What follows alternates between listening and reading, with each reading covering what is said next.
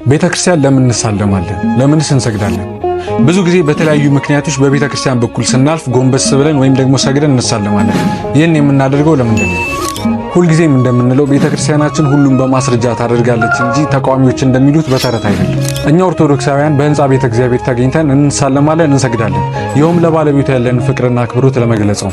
የመሳለማችን ወይም ደግሞ የመስገዳችን ምስጢር በቤተ እግዚአብሔር ፊት ስለሆነ የምንሰግደው ለእግዚአብሔር እንጂ ለሕንጻው ወይም ደግሞ ለድንጋዩ አይደለም።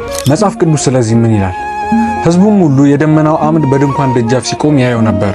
ሕዝቡም ሁሉ ተነስቶ እያንዳንዱ በድንኳኑ ደጃፍ ይሰግድ ነበር። እንግዲህ ለድንኳኑ አንሰግድም አላሉም። በዛ ድንኳን ለከበረው ለእግዚአብሔር ሰገዱ እንጂ። በተጨማሪም በሁለተኛ ሳሙኤል ምዕራፍ 12 ከቁጥር 20 ላይ እንደምናየው ዳዊትም ከምድር ተነስቶ ታጠበ፣ ተቀባም፣ ልብሱንም ለወጠ፣ ወደ እግዚአብሔርም ቤት ገብቶ ሰገደ ይላል።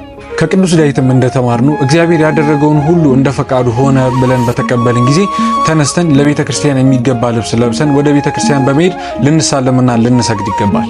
በተጨማሪም መዝሙር 95 ከቁጥር 9፣ መዝሙር 137 ከቁጥር 2ን መመልከት እንችላለን። አንዳንድ ሰዎች ቤተ ክርስቲያንን በእጃችን እያበስን ስንሳለም ሊገርማቸውና ከመጽሐፍ ቅዱስ ውጭ አድርገው ሊቆጥሩት ይችላሉ። እኛም የቤተ ክርስቲያንን ዘርፍ በእምነት የምንዳስሰው በዚህ ምክንያት ነው። 12 ዓመት ሙሉ ደም ሲፈሳት የነበረችው ሴት በእምነቱ የጌታን የልብሱን ዘርፍ ብዳስስ እፈወሳለሁ ብላ እንደዳነችው እኛም በእምነቱን የቤተ ክርስቲያንን ዘርፍ ብንዳስስ እንፈወሳለን። ጌታ የቤተ ክርስቲያን ራስ ነውና የልብሱም ዘርፍ ቤተ ክርስቲያን ናት።